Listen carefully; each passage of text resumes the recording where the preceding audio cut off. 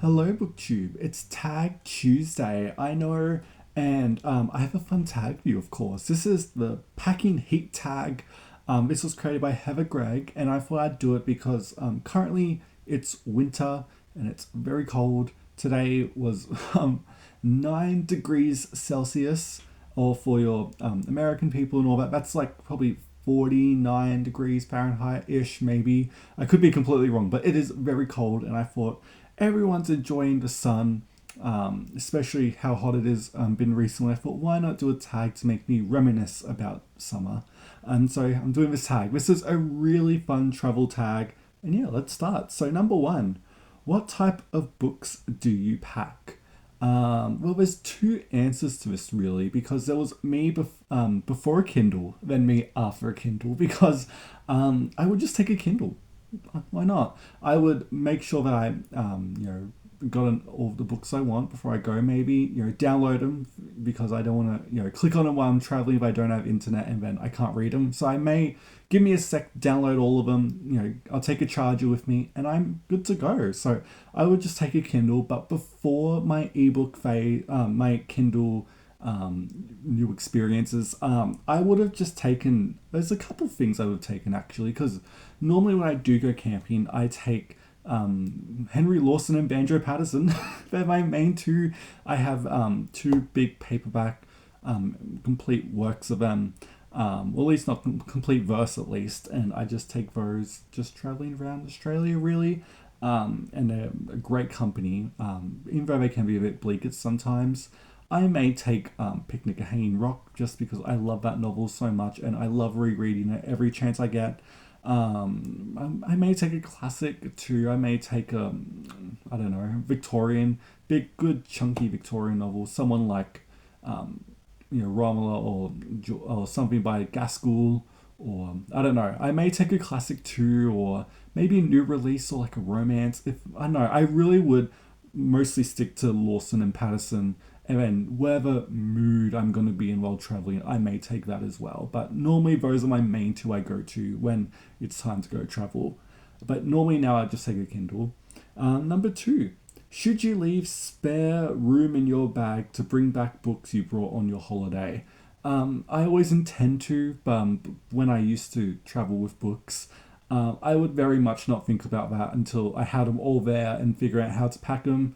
But normally you just bring another bag, just a little tote bag along in your book bag and you'll be fine. But no, I don't normally prepare for stuff like that, which makes it a bit fun, a bit more chaotic. Yeah.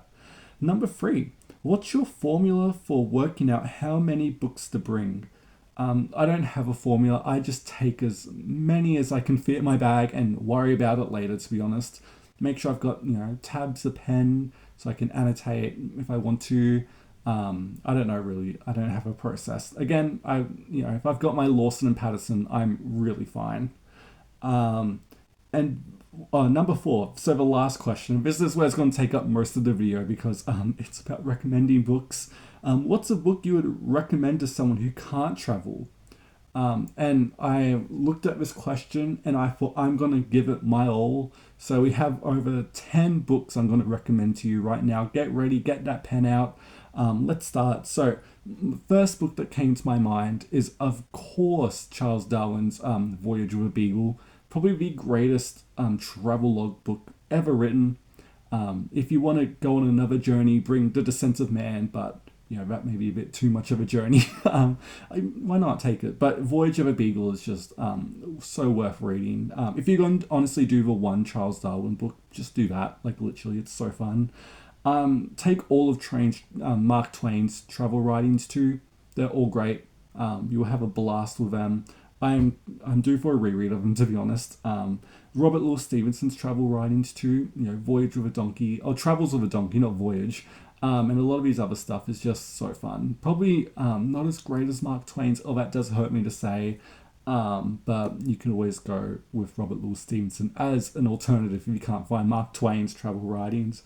You could always take some Australian travel books. You could take Cook's writings. They're always fun to read. A bit dry, but once you get into them, you can't put them down.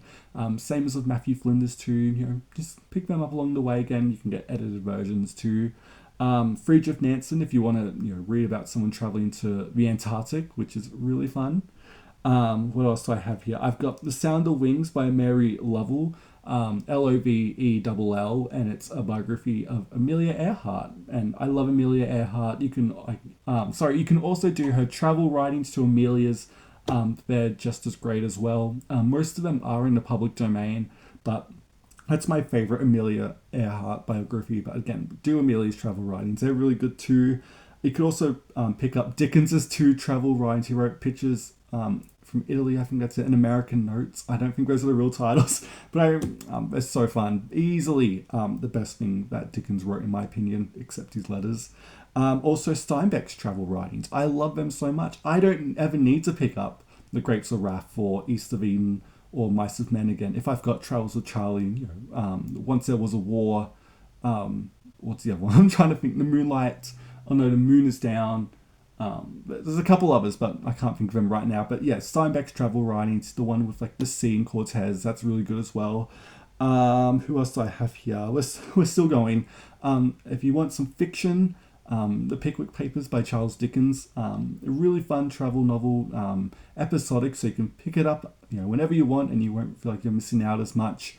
It is a bit longer. You maybe want to take an ebook version of it traveling, but look at me recommending you Dickens.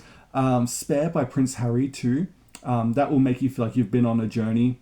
I love Spare, so it's so chaotic.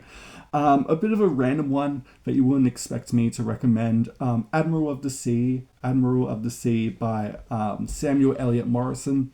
I'm due for a good reread of this, but I love Samuel Eliot Morison. I know it's a bit weird rec for me, but it's his big biography of Christopher Columbus, which is great as well. And you can also do Christopher's travel writings too. Look how much recs you have here to do. But I'd also take that, and that's it really. Look at how great that list of recommendations. If you read all of those books, you would have gone on a journey to the center of the earth or whatever that was. You could take Jules Verne too. That makes you feel like you've gone on a bit of a travel. And yeah, that's the Packing Heat tag. This was mostly just an excuse to go back to recommending you books that you haven't probably heard of in a while, and I just love doing this type of stuff. But yeah, that's the tag. Let me know what you think about my responses and recommendations. Have you read any of them? Yeah, let me know. Thank you so much for watching BookTube, and I will see you next time.